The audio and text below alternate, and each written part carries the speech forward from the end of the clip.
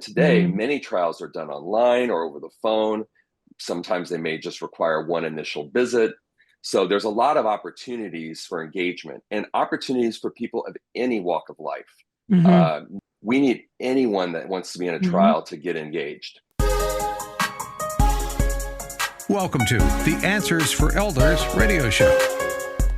And welcome back, everyone, to Answers for Elders Radio Network, heard across the USA on your favorite podcast channel, and find us on YouTube.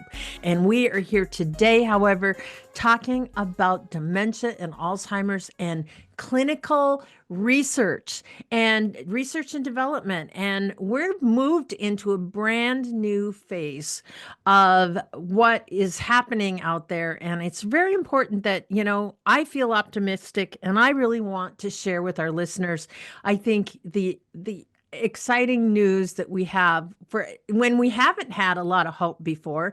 And I am here again with Jim Wilgus, who is the Regional Vice President of the Pacific Northwest of the Washington chapter and with the Alzheimer's Association. And Jim, welcome back to the show.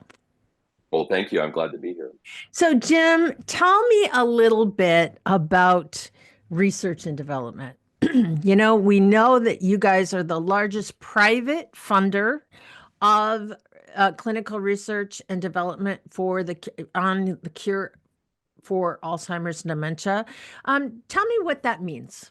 Well, we are the largest private funder of Alzheimer's research. We have a very large medical and scientific team that work both as employees and leaders of the Alzheimer's Association, along with hundreds of volunteer scientists that work in our initiative, let alone all the people that we fund. So right now, the Alzheimer's Association currently has more than $430 million invested in over 1,100 active projects across all 6 continents, all continents minus Antarctica, in 56 different countries. That's amazing. So we are the largest convener of Alzheimer's scientists and researchers and thought leaders of any organization or any entity in the world. We are worldwide in our medical and scientific work and research, and we host our annual Alzheimer's Association International Conference in the summer in different parts of the world. Sometimes it's domestically here in the United States. Next year, it's going to be in Canada. The following year in London, and last year, a few years ago, was in Amsterdam. So we truly are worldwide in our approach of convening. Last year in Philadelphia, over 8,000 individuals, a good 7,000 who were actively doing Alzheimer's and other dementia research. We're the largest in the world to do that. In funding, we're only third to the US government and the Chinese government. And the US government's monies have exponentially grown since I began with the association in 2010. From about 13 until 24, they've grown from about $450 million in 2010, 11, 12 to now just under $4 billion. And that has largely been through the efforts of the Alzheimer's Association and our thousands of advocates who work with their members of Congress in their local jurisdictions, and on our annual meeting that we have where we all come into Washington, D.C. to advocate for advances in research. And like we talked about in our previous segment, you're talking about a $4 million investment in clinical research for our country. But on the other hand, what is the consequence if we don't invest as a country? Because again, the progression of the disease and the baby boomers, how will that affect the entire economy in the future? How will it affect every single aspect of, what happens in, with the consequences of having to take care of, 80 million baby boomers, or how many there are of us, that, so many of us will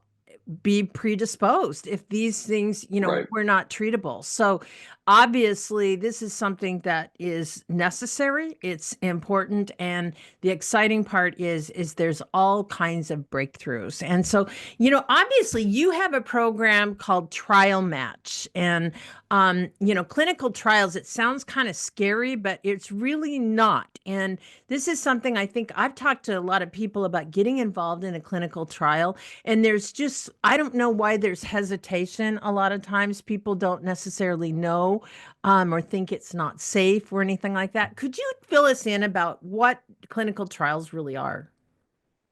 Sure. Clinical trials are a way that we find discoveries and breakthroughs because it's Mhm. with actual people. Certainly a lot of trials begin with uh, animals or mice or what have you, but Right. at some point you got to get people involved, and Mhm. they are ethically safe. They Mhm. are conducted largely at hospitals and universities, Right. and trials are very important for breakthroughs to occur. We have a Right. program called Trial Match that essentially lists various trials that are taking place around the country. You can go onto our website on alz.org and just type in Trial Match, and it'll pull up a field that leads Mhm. you to where you can inquire about Mhm. clinical trials that are taking place in your area. One of the things with trials that was such a barrier in the past was the ability to access the trials or to have enough resources to get to, say, a major metropolitan area where they're being held. And today, Mhm. many trials are done online or over the phone. Sometimes they may just require one initial visit. So there's a lot of opportunities for engagement and opportunities for people of any walk of life. Mhm. Uh, we need anyone that wants to be in a Mhm. trial to get engaged. Yeah. And if someone's been diagnosed, absolutely inquire about trials that are available in your area if you're so Mhm. disposed to, because some trials accept individuals who are in the early stages of Alzheimer's disease or other dementia, sometimes even in the middle stages. Right. And sometimes trials have opportunities for the caregiver to participate as well. So it's a very important part of Mhm. finding a cure to the disease.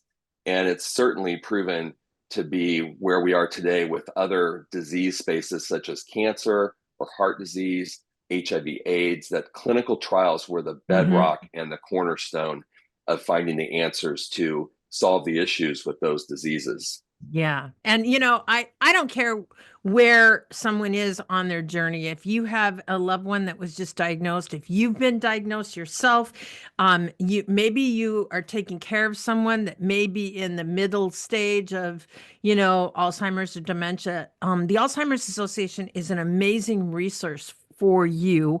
And one of the ways in which they can do that is, again, I'm going to reiterate your website, Jim. It's www.alz for Alzheimer's.org/trial match. Or you can just call the helpline at 800-272-3900. And obviously, if you need a diagnosis, obviously, to participate. So that's probably your first step, is it not, Jim? I believe so. Yeah. Certainly Inquire, you call our Hmm. helpline. There's trained experts that can walk you through the process of how Yes. to inquire about trials. Hmm. We even have folks who are dedicated to helping folks work through the inquiry process of trials through Trial Match. So don't hesitate to call that number, 1-800-272-3900. And Jim and I, we're going to be right back right after this. Did you know that you can discover hundreds of podcasts in our library on senior care? So visit our website and discover our decision guides that will help you also navigate decision making. Find us at answersforelders.com.